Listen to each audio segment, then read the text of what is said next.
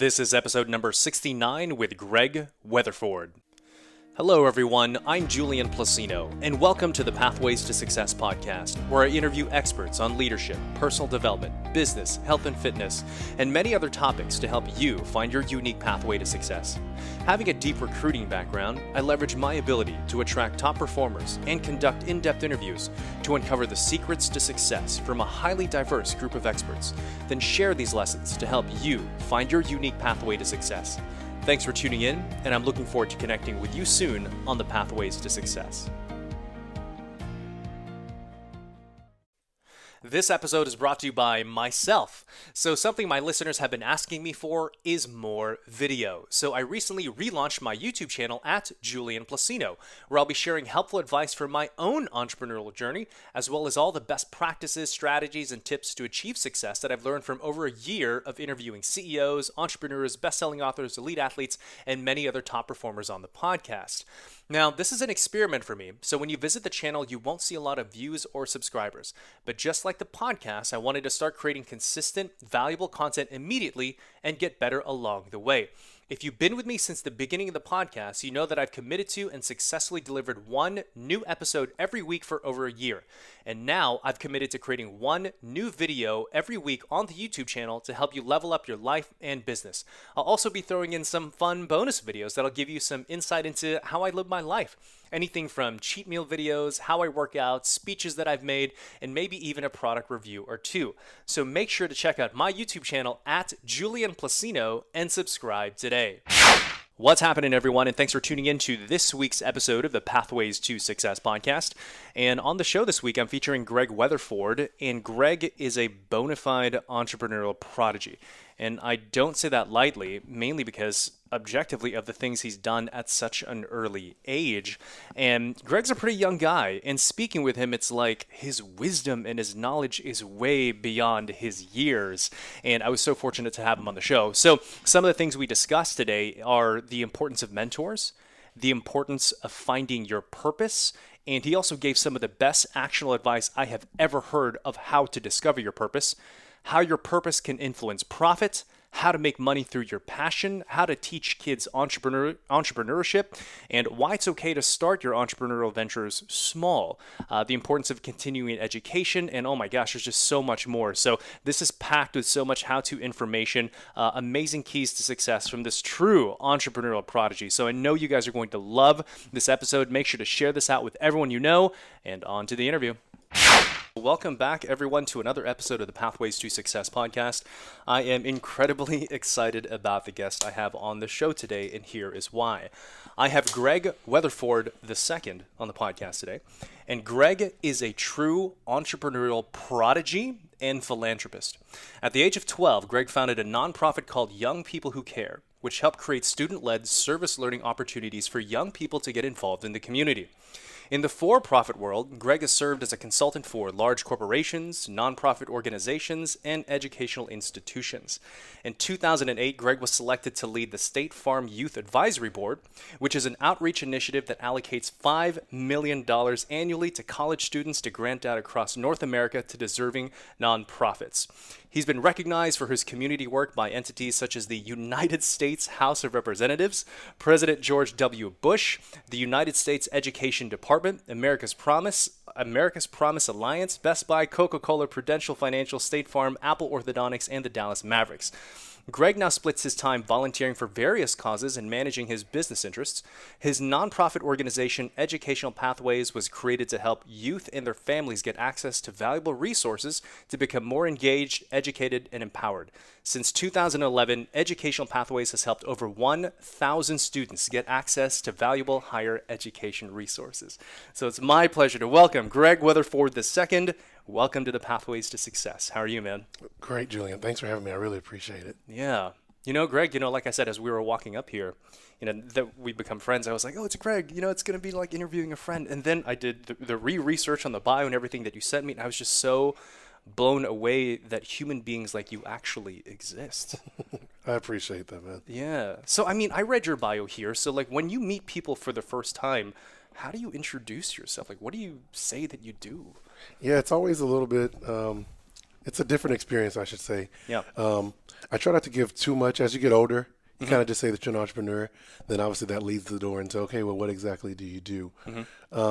But as that relationship builds, then I'll divulge a little bit more. But for the most part, I tell them I'm an entrepreneur and I own a sports camp company or a sports programming company. So. Gotcha. All right. So let's start at the beginning, Greg. I use the word prodigy not lightly because of what you did at such a young age. So I guess first, I mean, do you think entrepreneurs are born or are they cultivated? I think it's a little bit of both. Yeah. I think it's definitely important to have an environment that inspires entrepreneurial mindset and that encourages innovative thinking and outside thinking. But I definitely think if you did not have that and you did not feel that you were born with that, it's definitely something that you can attain by hard work and researching and surrounding yourself in the proper environment. Did you come from an entrepreneurial family? Not traditionally. For the longest, both of my parents worked in the corporate sector. And what did they do? My dad worked in insurance, and my mom's been an accountant at various levels. And so she's more of the traditional 9 to 5 type person. And my dad, all of a sudden, probably 20 some years in his career, came home and decided that he was going to be an entrepreneur. So my dad always had that entrepreneurial bug or itch, if you will. And so that was helpful to see. But it was cool to see when it was right when I was graduating high school that he actually took the plunge. So. Wow. So your first nonprofit at 12 years old, I mean, walk us through the situations and events that led to the genesis of that. Yeah. So I had just moved to Little Elm in 2002 and had an opportunity to be a part of another organization. And I just did not see the passion and the direction. There was a lot of restriction. And I saw that at the very beginning of entering into that opportunity. That organization was the student council there. Yeah. And then we got to election time, and I wanted to run for president. And there was a little bit of rigging, if you will. I won't. This is when you were like 11 years old? Yes, I won't call it. Goodness. I won't call it Russian hacking. Yeah. But there was a little something going on there. Sure. To where we had the debates and we had our ads that we had run through the school. All this lead up, right? And we get to the election. All this time there had only been 2 candidates. We get to the election. There's now magically 3 on the ballot. One of whom happens to be one of my close friends. The sponsor of the organization was dear friends with the mother of the other candidate, and I think she was trying to help her secure that.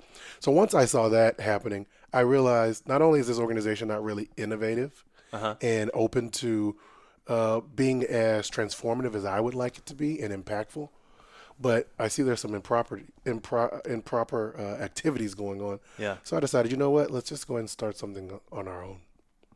And so it was really cool because we could have folded, but we said, you know what? Let's do our own thing. And so that's kind of how Young People Who Care was started. And did you have any kind of preconceived? Were there any other indicators before that sort of like reflected your way of thinking that, hey, I'm just gonna do my own thing? So my dad was a deacon in the church, and my mom was a deaconess in the church, and our pastor had to start a new church from complete scratch. And he allowed me to be the president, if you will, of the children's department. And that was right around the time that I was 9 or 10. And so that having that responsibility and that title, that was really cool to me. And so I think that was really when it started bubbling under the surface for me. And then I moved to Little Elm 2 years later, and it just caught fire. So there was some, I guess, forces that were kind of grooming you for leadership. I mean, just the title. Like, just that label, I guess, sort of starts to change your identity, I guess, maybe a little bit. And just your perception. I mean, it makes you, especially as a kid, it makes you feel cool. And even though I probably was the president of 3 people at that young age, at 9 or 10 in the church, it really just started letting me feel like I had a sense of responsibility. So. Well, you did Young People Who Care from 12 through 17. So tell us about that experience and the results that organization was able to create. Yeah, of course. So I have to give a shout out to my co-founder, Ben Jameson. Absolutely. Who was my sounding board and was so influential and really went to fight with a lot of the battles that we needed to fight to get this thing to where it eventually got. But when we started Young People Who Care in 2002, it was not this transformative organization at that time, as most organizations aren't when they begin. But we did simple service projects and fundraisers to raise money for the service projects. So my whole thought process was with Young People Who Care, let's give young people of a platform and a vehicle that if they are passionate about animals or they're passionate about elderly or they're passionate about homeless youth, they can now activate or create a project around that.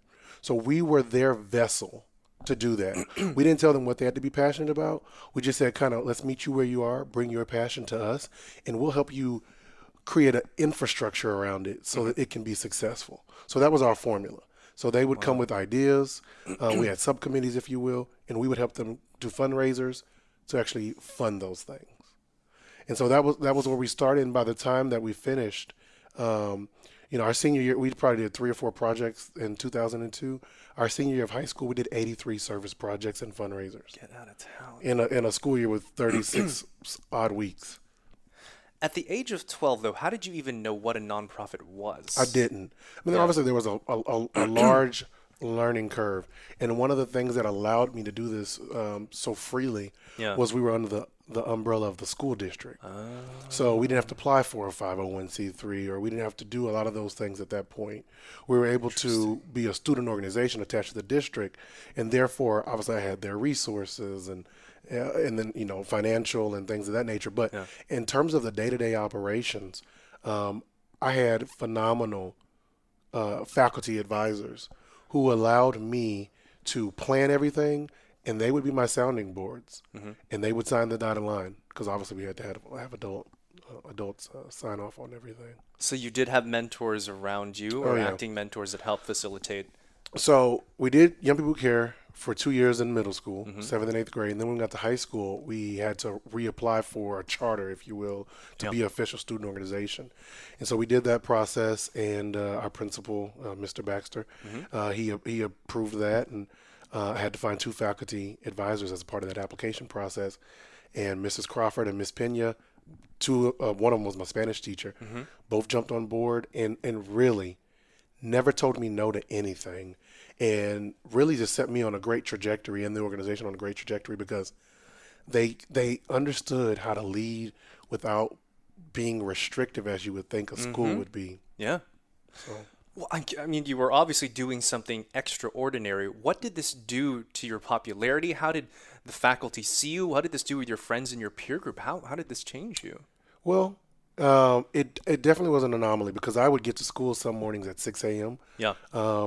My junior and senior year, I had a master key to the school. But Dang. the leadership's Privilege. gone from there. But no, I had a master key to the school. I had an office. I had my own ISD, like faculty email address. Wow. For the organization. And so I would get there early in the morning, work, then go to school, work after school. And so my parents did a really good job setting me up to where I still felt normal. But I think there definitely was, people knew that I was doing all these things throughout school as a leader of this. But in terms of having relationships and a social life, in high school, I still had a really good social life, I would say. Yeah. So. Do you have brothers and sisters? And what did they do? Are they also like? So not in the entrepreneurial sense. Okay. Yeah. I'm kind of the only real entrepreneur, I'd say, out of the siblings. But I always wondered, like, what did they feel? Yeah. Actually, maybe I should ask that to my youngest sister. Yeah. The one who came directly after me. Is how did you feel having to to see me doing some of these things? Yeah. I wonder if that casted a shadow of some sorts. And I don't know, but the great thing about it is she transferred high schools. So she's 5 years younger than me, my youngest sister. Okay. Yeah. She transferred high schools. I don't know, into her freshman or sophomore year. So she really didn't have to deal with that following in my shadow at that school. She moved to another school district at that point. Yeah. So. Okay. Interesting. So the next big thing after People Who Care was you got to serve on the State Farm Youth Advisory Board. Like, how did that opportunity come to fruition? Yeah, so our senior year, a lot of our officers who were putting in thousands of hours with young people who care were getting full ride civic scholarships. And so we were all getting tons of awards and things of that nature. And one that I got was the State Farm Scholar Athlete Award. And so And you're a basketball. I was a basketball player and golfer in high school. Gotcha. And so they have a local agent come in and present you a scholarship check, and they do a whole presentation at your school. Wow. And even though I was doing all these young people who care things, my mom really wanted me to get a corporate job because she's a traditionalist. And so the agent came there and she pretty much ambushed him and was like, "You've got to hire my son," and et cetera, et cetera, et cetera. And I was like, "Mom, stop bothering this man. I'm busy. I'm going to be an entrepreneur. Like, I'm fine. Like, stop bothering this man." Yeah. Well, I'm actually glad she did, because I went to go work for her, work for this agent for 2 weeks just to satisfy my mom. And while I was there at the State Farm agent office one day, I was scrolling on the website and I saw this opportunity about a new board where they were going to be letting young people give out money to other young people doing great things. And so on the recipient end, that is exactly what I was doing with Young People Care. Right. I would have been I would have benefited greatly from funds like that. And so reached out to them, and they accepted me onto the board and wanted me to reform some things. And so that was a really cool opportunity, and all that happened because my mom was being pushy. How about that? Was being pushy and trying to get me to work at a State Farm agent's office. So Everything happens for a reason. There are Greg. no coincidences. Coincidences. Wow. So that organization, it deployed resources for students and organizations. Like, you would fund other nonprofits. So yeah, essentially what it was is the board was comprised of 30 17 to 20-year-olds, and each year there was a $5 million pot of corporate State Farm funds to give out to other youth-led service projects all over North America, so including Canada. Wow. And there were how many people on that board? 30 each year. And so it was staggered, so there'd be like 15 junior members and 15 senior members, and then they'd rotate off and bring 15 more on. And so the organization actually just ended this December, but in the history of the organization, 10 years, over $50 million. So Wow. it's pretty revolutionary. So those other individuals on the board, were they also exceptional people? Yeah, they were. They were great people, fantastic backgrounds, and a lot of civic leadership experiences. Just very high. They were very high achieving people. It was very inspiring to be around. Do you still keep in touch with them? Yeah, I keep in touch with quite a few of them. Yeah. Wow. Amazing. So what was the next thing? The next thing was So after I finished Young People Who Care in 2008, my life kind of took 3 different realms. One is I went to college. Okay. Or routes, I should say. One, I went to college. What school did you go to? Texas State University in San Marcos. Okay. All right. And then the second one was the State Farm corporate partnerships that I was doing. So I did the State Farm thing. I did some other consulting and whatnot. And then the third thing is I created my own for-profit. And so at the time, I'll never forget, I graduated May 31st, 2008 from high school. And then on June 2nd, I had a board meeting with my board. They were like, "Listen, you're raising all this money. You're putting together almost 100 projects a year. You're executing flawlessly. You're getting all this awards. Everything's going great. You need to be a for-profit. Like, you need to go. You'll make more money. You'll be able to help more people." And I was like, "Wow, what is that? What do you mean for-profit? Like, what is that?" And so I said, "Well, I don't know what I want to do." So coincidentally, I was on my way to speak for my first State Farm engagement, and I talked to my sister, Erin, and she had just went to a basketball camp, and I was like, "Oh, hey, how was your basketball camp?" And she said it was horrible, but I knew that it had cost my parents like $300 or $400, something of that nature. I was like, "Well, that's a lot of money for a horrible experience." I said, I know a good amount about basketball. I think I can run a camp. And so literally on that car ride, I had a friend with me at the time named Paul. I said, "Oh my God, it just hit me. Paul, get a napkin out of the glove box, start taking this down." And my first for-profit business was born just from that conversation with my sister, and it was to start sports camps and start providing this service to the community. And it just hit me. And so, long story short, I started doing the research for that and the ups and downs for that. And I actually found the original notebook that I took my first notes and started calling all the cities to ask what how to start these camps. I actually found it like 2 nights ago. That thing's, I mean, almost 10 years old. It is 10 years old.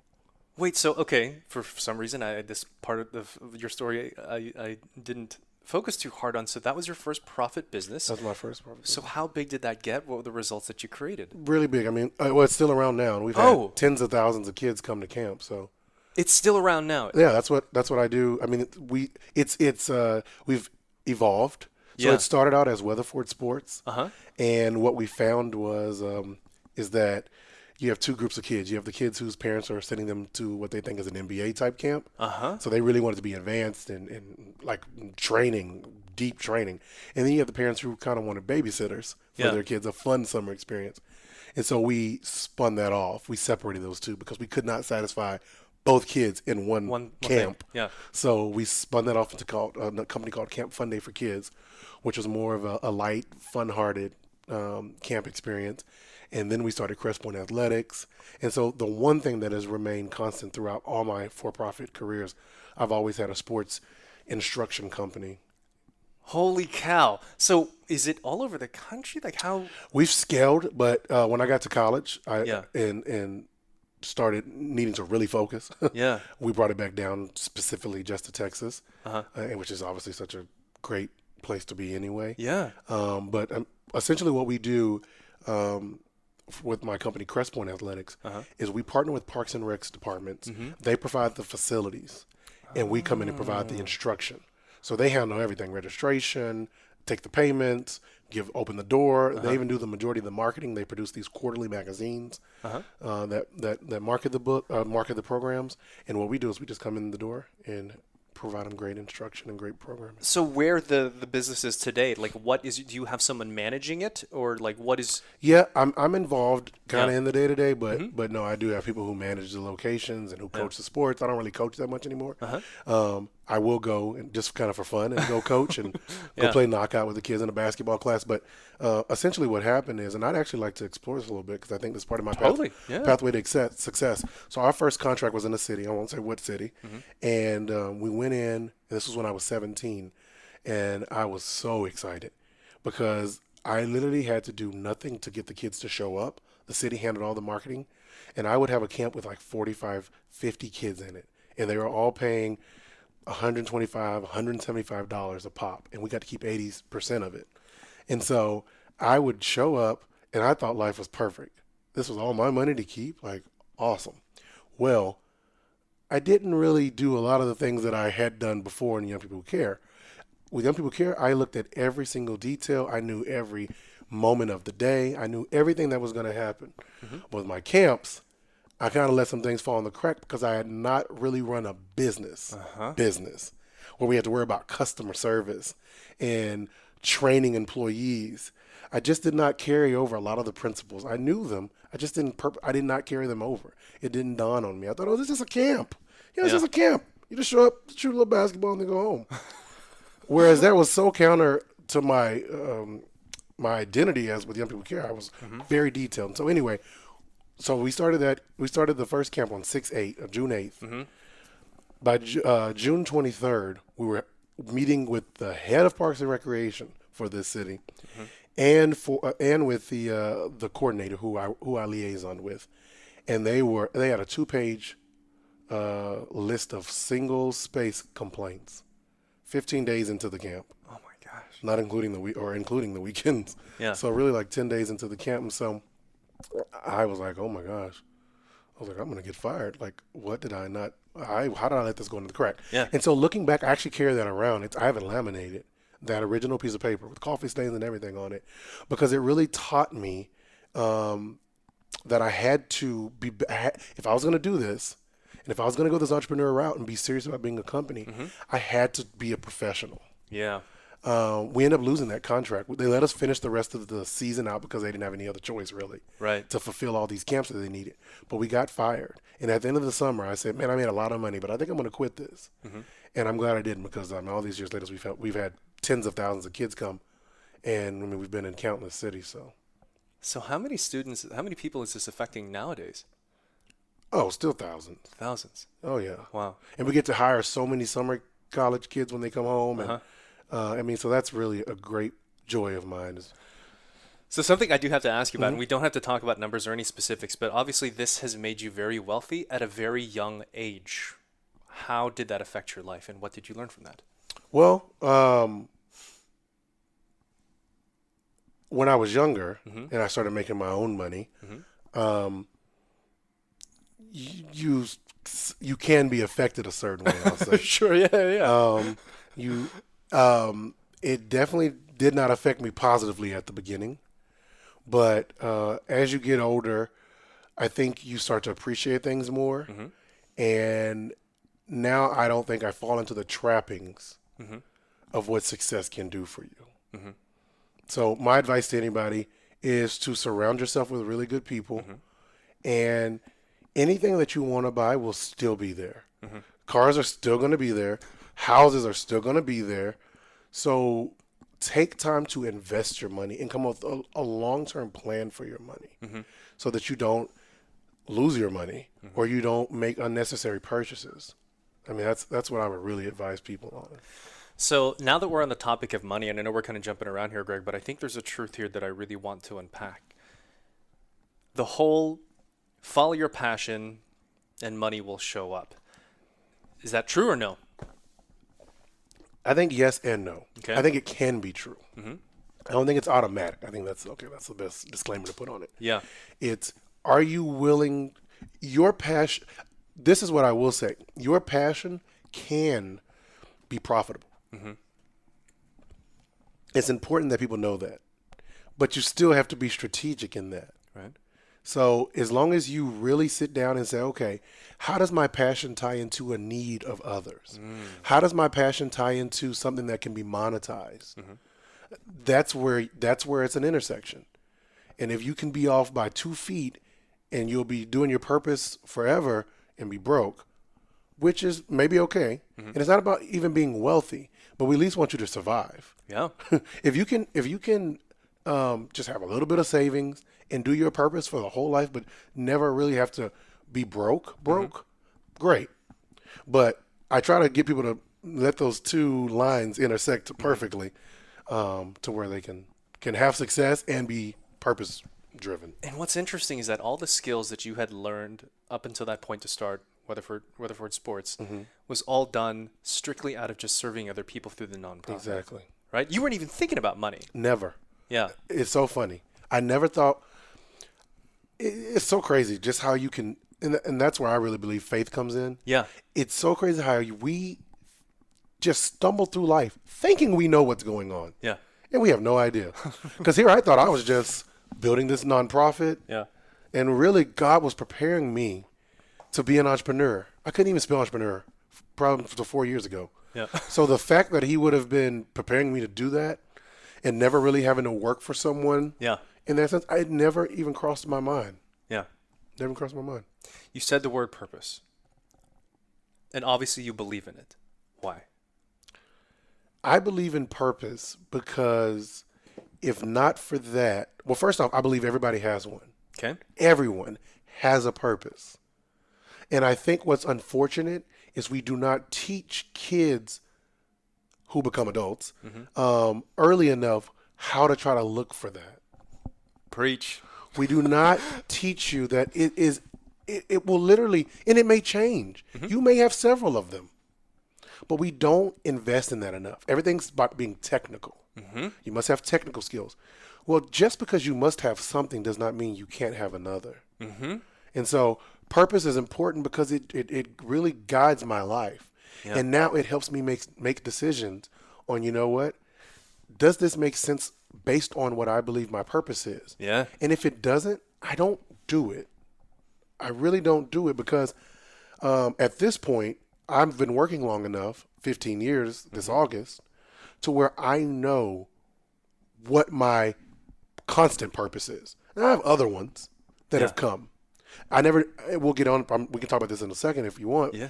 I never knew the importance of education really until I went to State Farm. And I can share about that in a bit if we want. But the one purpose that I do know that I have is to help people. Yeah. That can be connecting someone with you. That can be picking up trash off the street. That can be helping someone to do their taxes. But that is that is my mission statement. I know it's really cliche and it's kind of boring. It's not really flashy and deep and prophetic, but that is what it is. It's to help people, whether that's myself or connecting them with someone, whether that's teaching them something or giving them a vehicle. It's to help people. That's my purpose. And I thank God that that's been unveiled to me because now I know what to do with my time and what's a good investment of my time and what I can be successful at. Reflecting upon the first nonprofit, can you recall what your purpose was at that time? I think that was my purpose, was to help. My purpose was, with Young People Care, to help other people become more civically engaged. Little Elm had 3,000 people in it at the time that I got there. There was NHS and there was Student Council and Fellowship of Christian Athletes. Other than that, and they did their standard pre-scheduled, probably 5-year out projects that they would do like clockwork. But Young People Care gave people the chance to be social entrepreneurs, really, before the term was so prevalent. It especially wasn't being used in Little Elm. But it gave them a platform to be social entrepreneurs. So that was my purpose, was to introduce them to that and allow them to. I mean, I still get calls from people who at 13 and 14, they started doing work with homeless youth, and now they have a homeless youth center. Yeah. So that's one of the, I think that's what the purpose was. So here's the billion-dollar question that, of course, I feel like is worth asking now. It's, how does one find that purpose? You know, I think one of the things that I did not value before, and no one taught me this, and I think this is what people ask me the most, is how do you reflect so well? And so reflection is key. I do it in the shower. I do it in the restroom. I do it driving. I really don't listen to music, and I know I'm kind of segueing here. Sure. But I really don't listen to music that much in the car unless I have somebody in the car with me, because I like to reflect. And it really takes you sitting there listening to yourself, reflecting back on your life. If you have faith, talking to God. It really takes a journey to find out what your purpose is. It is rare that you're just going to stumble upon it on day one. Right. So a combination of those things, talking to people, exploring things. We don't explore things anymore. Yeah. When I have transplants from out of the state or somewhere moved to Dallas, one of the first things that I like to do with them is try to get them involved in a service, volunteering somewhere, because they may not have done it before, and they may not have known that part of themselves, how it really stokes their fire. So you really have to do a few things. Again, talk to yourself, talk to God if you have faith, if you have faith. Reflect on what are the little things, what makes you smile, what gives you goosebumps. What did you go to an event and it really made you feel like, whoa, or you saw something on the news and it made you feel like, those hairs stood up on your neck. You have to be present in your own life to realize what is making me feel great. And oftentimes, whatever that question mark is tied to your purpose. But you have to be present in your life and in the world and seeing what's going on. You have to explore things to kind of see what fits you. I love that, Greg. I love that. And, Marie Forleo, and I say this quote all the time because it's just so true. She says that clarity, it doesn't come from just thought alone. It comes from action and it comes from engagement. As you know, I'm writing a book right now, and part of that is also finding your purpose. And it's like you have to do things to learn more about yourself, because the more action you take, the more clarity and confirmation about your skills and the things that you like and that you don't like.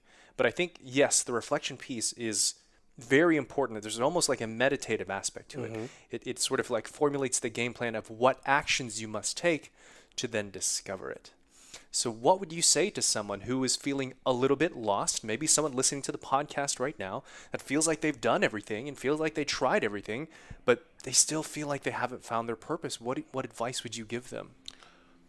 So multiple steps here. One, start journaling. And you said about reflection being like meditating. It is. It really is. And that can come in various forms for you. It may come on with music. You may think best with music. But if that'd be my first step, is journaling. And what are you journaling about? What made me sad today? What made me happy today? What did I see today? What are things that I saw someone do that I thought was cool today? Maybe just in my daily observing of people. Or what was something I saw people that wasn't good today? See, your purpose can also come from someone else's mess. I can see someone else doing something that I think is just horrible. Well, maybe that person didn't have education about that. So maybe there are other people who don't have education about that. Maybe your job is to educate them about what they're doing. So journaling and looking outwardly is a big thing. Then also talking to other people. I think one of the things that we don't do enough is seek out wise people. We don't seek out people enough. Yeah. We're not the first people to walk the earth. And you have to understand that there are people out there, probably even in your own home, that you can talk to and say, hey, I'm experiencing this. I've tried that. I failed at all of these. What's your take on that? Because I think we sometimes think just because my aunt or whatnot, is not hugely successful by my terms, that she has nothing to offer. Right. There's maybe a lot of mistakes that you can learn from there. So journaling is huge, / reflecting is huge, and then talking to other people and asking them, look, it's almost like having someone check your homework. Look at my life with me. Yeah. What do you see here? What are some things you think that I really am happy about these things, but I can't connect them to a purpose. What do you think as an outsider? You're still in your 20s, right, Greg? You're so wise. My gosh, I'm tripping out. Thank you, Julian. I appreciate it. So let me ask you, I'm taking notes right now. So for someone who might be really analytical and maybe feels like finding your purpose is kind of foo-foo, can you create an example of how purpose can improve your profit? Well, I'll tell you for me at the camps, right? I used to just approach it as, okay, we got these kids coming. Awesome. They're going to come. They're going to go home. We're going to get a check. See ya. Now I look back on it as putting myself as a child and the parent, because I realized my purpose was to give these children and their parent, first off, for the parents, is to provide them a place so safe and so secure for their children that they almost forget that they're there. They're not like, oh, my kids, I can't. Let me check on them. What's going on? I want them to forget that their kid's there. I want them to feel that at ease. And with the kid, I had to put myself in a 10-year-old, 8-year-old, 5-year-old mind. They just want to have fun and feel loved and safe. And so I said, you know what, coaches, we're going to completely redo our training on how we interact with conflict. We're going to completely redo how we make this fun. So sometimes we're going to show up to camp in superhero costumes just because. Yeah. I started baking cupcakes on Thursday nights for all my campers, all of them. So just these little things, because I realized what my purpose was. It was to impact these kids positively, make their parents feel safe about it. And guess what? They're going to keep coming back. And I have kids I have a monthly basketball class that takes place in Capel. I have kids, that class has gone on 21 months. I have kids, I looked the other day, that have been in there 19 months in a row. Wow. Now, although the product is great, I know they're not just coming back for basketball anymore. They're coming back because we've created an environment that is tied back to my purpose. Yep. It's a place of love. It's a place of helping them. We talk about things that are going on in school with them. We talk about if some of them are getting bullied. We talk about things that have nothing to do with basketball. But it's all about understanding your purpose. And now that we've implemented that, the business has just exploded. So, I mean, there is a correlation.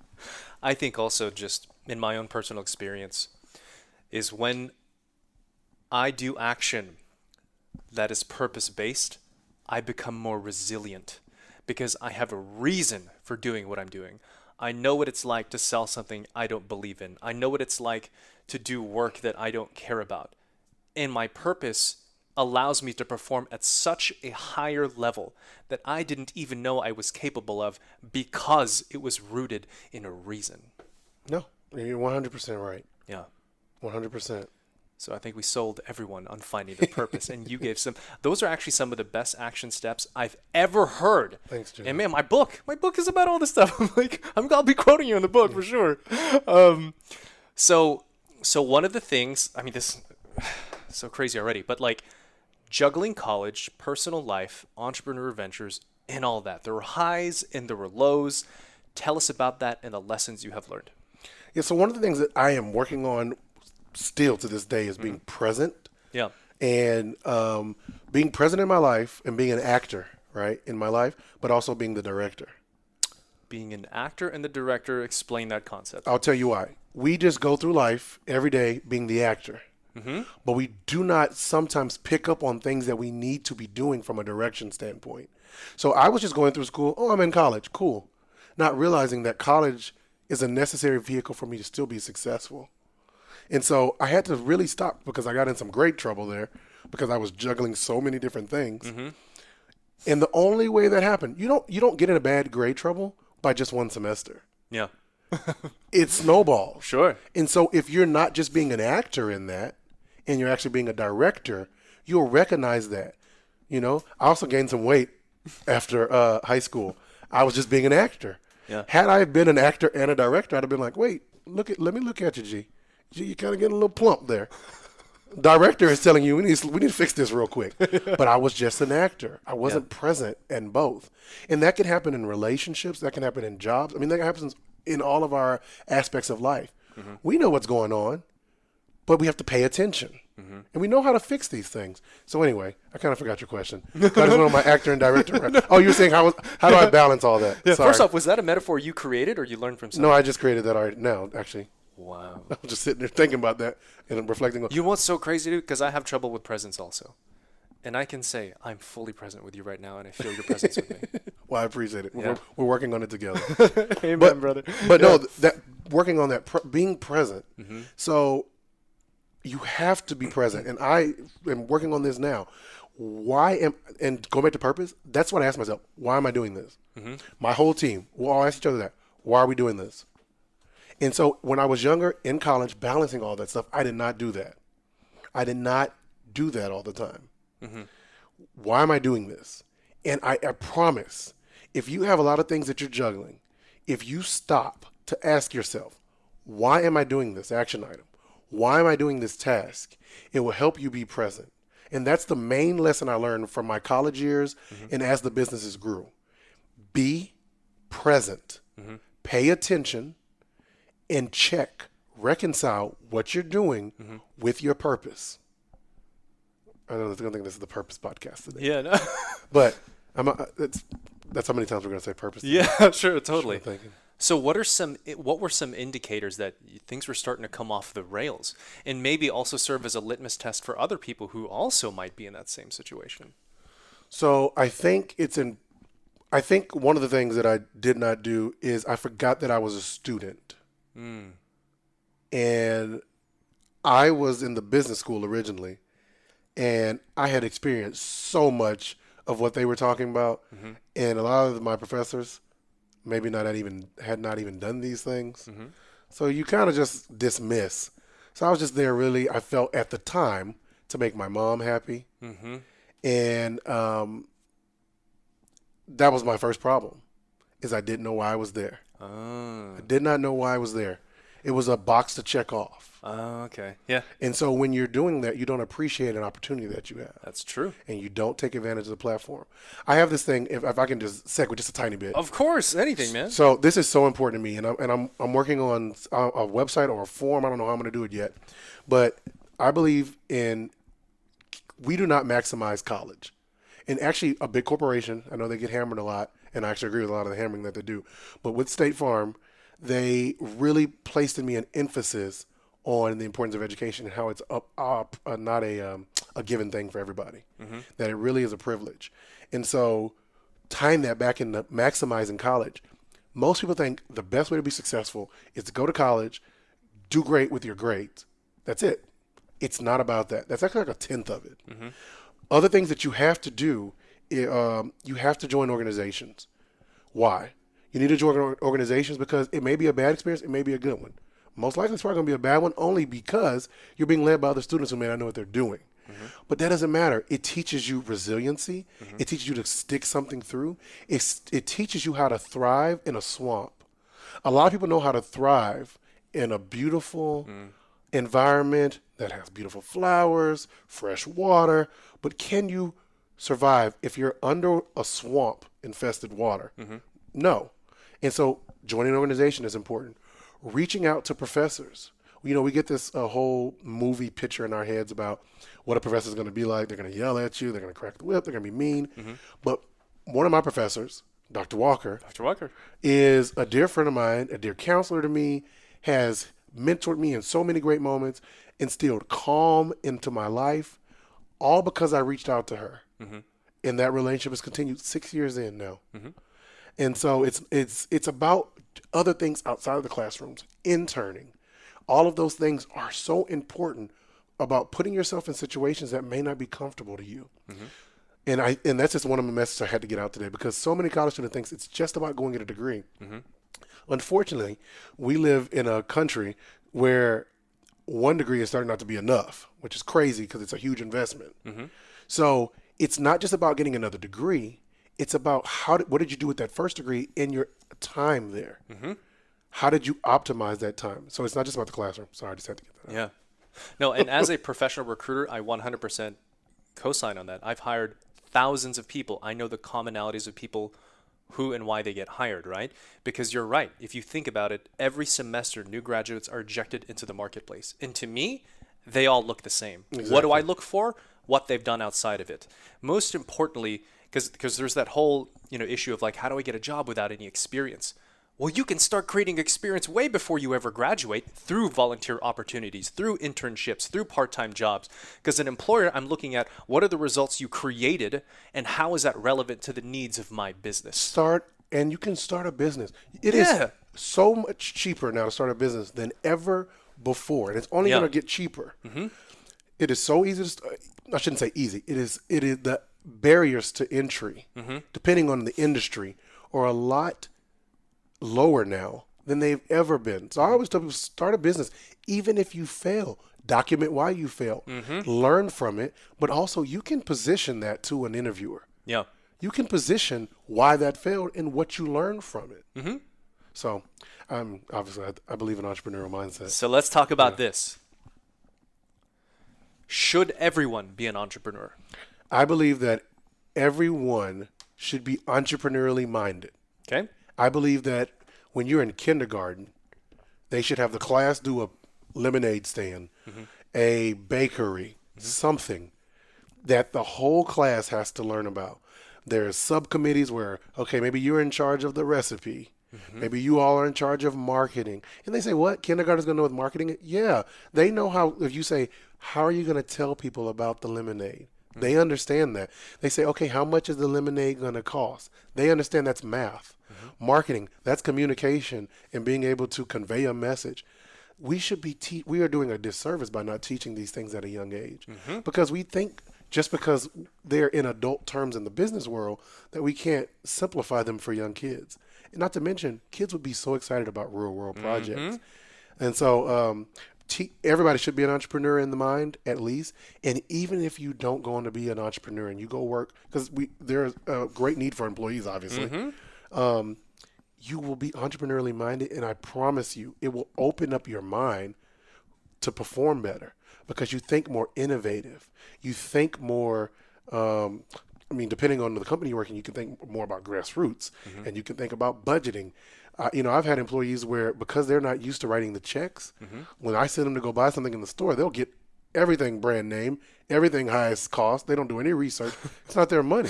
Yeah. But if you work for a company and you've thought entrepreneurially, you're going to think about, okay, what deal can I get for this? They laugh at me because I'll use a coupon in a heartbeat on a GoDaddy domain or something, and it's because I'm writing the checks. So I'm thinking about this entrepreneurially. I'm going to think about getting a coupon if I can. So how do you explain entrepreneurship to a child? I think explaining entrepreneurship to a child is almost like the old merchant mentality. It's how everybody wants something, right? You know how you want things or you need things. Well, there's people. How do you think people get that? They pay for that. So who do you think creates that? An entrepreneur. And then you let them understand, oh, wow, okay. So let's take, for example, you know how you want to go and get this shirt or this new toy. Okay, do you know, where do you think that toy came from? And they'll say, oh, it came from somebody made it. Okay, well, who do you think made it? Well, then they'll tell you who they think made it. And you'll say, oh, look, here's a picture of the person who actually created that or the company that actually produced that.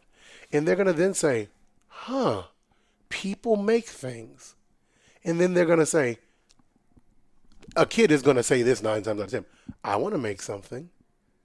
And then you let them go. You let them make whatever they want. I love it. But that's, I mean, it's literally, and that's what kills me is that we think it's too hard. They'll never understand it. Yeah. Kids are smarter than we are. You know, when I had my one big lull where I did not know where my next purpose or passion was coming from. Yeah. I had a great friend who I randomly met and has become a great friend who told me, Greg, you are acting like you're lost in the wilderness. Go back to being 12 where you were not thinking about repercussions and not thinking about being boxed in. Go back to being a free thinker. Kids are free thinkers. Mm-hmm. We must open this door to entrepreneurship to them when they're 5 and 6 and 7 and 8 and all the way up, because that's when they are free thinkers and they don't think about all this crazy thing. I bet if you put kids in a room and say, hey, we need to solve this problem, they will come up with more out-of-the-box ideas than adults without having the proper education. It's because they don't think like we do. That's really interesting. So how would you explain entrepreneurship to an adult? Are we talking about someone who's just never even heard of the term, or they just want to learn more about what an entrepreneur is? Well, it's because what is a word? A word is a symbol for an idea, right? Mm-hmm. And a lot of times people attach different ideas to the same word. So for me, one of the best definitions, I actually had Patrick Escaray on the podcast. He's the founder of La Madeleine. Mm-hmm. And he said that entrepreneurship actually stems from a French word, and it means I create. So because I know the reason why I say this is because sometimes the word entrepreneurship is intimidating to someone. So how would you explain it? Well, I think the thing that you have to understand is if you just take a moment to look around, an entrepreneur created everything. This headset, there's someone who probably manufactured this cushion between our ears and the casing there. And I think that really takes back the intimidation of it all. And there's still more stuff being created that we've never thought of. So why not you? And why not take the risk? And I understand there's real life financial consequences and restrictions to these things, but everything was created by an entrepreneur or a company that was started by an entrepreneur. So why not you? Yeah. Why not you? I know there's people a lot smarter than me, and I've been fortunate to have this journey. So I know there's people way smarter than me. So why not you? So let's change the topic to educational pathways. Tell us about that. So that was born. It was originally called the Academic Avenue, and what happened there is I started getting so many questions from friends. Hi, I'm running out of student loan money. What's my next option? Or my advisors told me it's going to take me 6 years to graduate. Does that look right? Does that sound right to you? Or I want to go to a college tour, but I don't know what questions to ask. And my parents have never gone to college. And so I started realizing, wow, these are common problems that people are having. How can I help? And I found no greater feeling than when I would answer those questions. So I said, if my friends, if my sister are having these questions, there must be other people having this problem.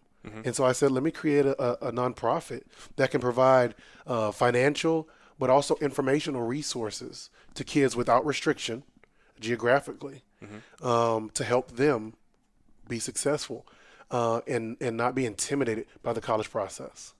Wow. And to this date, it served over 1,000 students. Yes. So is that something we can talk about on the pod, like to promote it, to learn more about it? I mean, we can. I'm actually going to be So this is our last. We're going to do one more school year, 2017 to 2018. Yeah. We're going to finish a class of 250 students, and then once that's done, we're actually going to shut that down, and I'm going to transition to the Weatherford Family Foundation. Oh. Where, and I'm actually haven't even really told this to my family yet, but they'll be on board. We'll all have a budget, and we're all going to do projects that are close to our hearts under a family umbrella. Under your family. Yeah, so be the Weatherford Family Foundation. Amazing. So you can look out for that. Like, we'll have more updates about that on my website. Okay. Cool. Well, Greg, I want to close with just a few more of your philosophies. You know, we talked about, well, for first off, entrepreneurship and the entrepreneurial mindset. Was there anything else you wanted to touch on that? Yeah, I just think if you are someone working a 9 to 5 and you feel really passionate about making the jump, this is what you need to know. Nothing happens overnight. You do not just have to quit your job. Don't be concerned like, how am I going to pay my bills? Take a breath. You don't have to do that. You can start a small business. Let's say that your dream job is to own a restaurant. Start off doing catering. All you need is a Microsoft Word flyer, which there's templates online for free. Yeah. Come up with a menu. Come up with a name. Go buy a $9.99 domain from GoDaddy. By the way, I can probably get you a coupon for 99 cents for the first year. Get you a domain. Get you that menu. Get you a couple social media pages on Twitter and Instagram, or Facebook and Instagram, and then start spreading it out to your family. Get some local nonprofits to hire you, because they have a little bit of a budget issue sometimes. So maybe that you can fall within their price range. Start getting some positive reviews. Then once you've done that, maybe you'll have a savings account from that. Put away 10%. Then maybe you do a food truck at that point. Then from there, you may take it on to decide to do a full-scale restaurant. But what's good about that process is, one, you get to see if you really like that or not. Yeah. If you get a restaurant, a brick-and-mortar restaurant, you're talking about a 3 to 5 year to 7 year lease in some places. So what if you end up not even liking to cook anymore because it was just fun to cook for at home? So taking those baby steps, there is a way. It's not that you just have to open up a fashion store. If you want to open up a fashion store, a brick-and-mortar, start online. Yeah. Start making or curating your clothing, or however you're going to do it. Start with an online store. Use the tools that are out there. But I think that's important for people to know that it's not hopeless. There's affordable ways to start these businesses without breaking the bank and without having to quit your job and make some drastic life change. Ease into it. So that's my big thing on the entrepreneur stuff. Yeah, I think there is a way to start small, and it's that whole, action, clarity through action thing, because you do want to make sure, because I think a lot, the entrepreneurship, that word is so glamorized by billion-dollar acquisitions and things like that. It doesn't have to be that way. Yeah. And if anything, it's practice. Yes. You practice entrepreneurship. And I don't think people really talk about that a lot nowadays. It's not a really sexy word, practice, but that's how you learn. Yeah. That's how you it's better to learn with something smaller, right, than learn with this intense amount of pressure on you, and you have 50 employees that are all, and their families are depending on you. It's a process. Enjoy that process. Yeah. Education was a point here that you said you're passionate about speaking, and I know the word education is starting to become controversial. Is formal education for everyone? Formal education, obviously. Creating a nonprofit called Educational Pathways, but I'm not beholden to anyone, so I can say this. Sure. Education is for everyone. Yeah. Formal education is for most people. So what I mean is, I still think you should try to take continuing education courses, which can range from $59 at a community college to $9.99 for a complete series, $999. I think you need to seek out education in some way. You need to be learning about things. You need to be reading. I don't particularly love to read books, but I do like reading articles. But if it's in a good, if the book is obviously good, then I don't mind reading it. Sure. But I think whatever works for you, you should and this is what I didn't know. This is not being present, right? As I step back and step into director role, I realized lifelong education is what you should seek. You should never be like, and in our country, we take it for granted being able to go to college if you are able to go. And we say, oh, I'm done with school. Oh, I'm so ready to be done with school. Now, I do believe that's part on the education system's fault because they don't make it an enjoyable process. But you should never really be done with learning. You should never celebrate that. Yeah. If you're not learning, then shame on you. So I think education comes in many forms, and it's not just a degree. It's talking to wise people. It's talking to some fools. You can learn from them too. It's learning from other people's mistakes. Yeah. Education, and I guess maybe we replace that word with learning. You should always want to learn. We don't even want to learn trades now. Like, there's a lot of things that I can't do that I'm going to put on my list for this year to learn. Like, I'm not that tech savvy, but I'm trying to learn. You should always want to learn something new. What's the point of living if you're not going to be learning? If you're going to be doing the same thing, same old thing, that's boring. Yeah. Learn. Yeah. I believe that also. And I think one of the keys that I'm taking from the points that you've made is that I think you're right. I think there's some disciplines you have to go to school for. If you want to be an attorney, if you want to be a doctor, you have to, because it's a technical track. And especially, I've hired a lot of software engineers. I absolutely see the value. But I think whenever you go to learn arbitrarily, whenever you're looking to get a degree just for the sake of getting a degree, I think you're making a mistake. Because it's a big investment now. And you have to be purposeful about your learning. And I think you're right. Learning takes place in many different facets. Yes, the formalized classroom. But the greatest sources of learning is something that you mentioned earlier, which is I always seek out people who are smarter than me. I always seek out people who've created results that I want to create. And I'm literally writing the book on it right now of how I've been able to do that. So I am a huge fan of learning. And I'm not telling anybody like, hey, if you're in school, like, oh, go drop out. Yeah, no, that's not what I'm saying either. Yeah. But it's important to know why you're there. Yeah, exactly. It's a $20,000 all the way to $400,000 investment. Yeah. What other investment? Would you go buy a $400,000 house and just be like, oh, just put it anywhere? Just think about it. I don't care where it is. I don't care what's in there. It's an investment. And you are an investment. So if you're going to invest and put all that time and energy, why not be strategic about it? Yeah. Why not really make sure that it best serves and prepares you for success? That's it. Yeah. Yeah. And I really am a big fan of the idea that you said is that, yes, school is good for learning, but it's the things that you do outside that will make you exceptional. It's what will make you extraordinary. So cool. Well, the last idea here, Greg, that we can unpack, and we hit everything, man, this is awesome, was this idea of service. What does service mean, and how has it played a role in your life? In this time and in this day and age, everything's so divisive, right? Everything's such a hot button issue with social media. Everybody's amplified, and you can find yourself in a silo, right? Of people who you only agree with. And I think we have to go back to civics and service.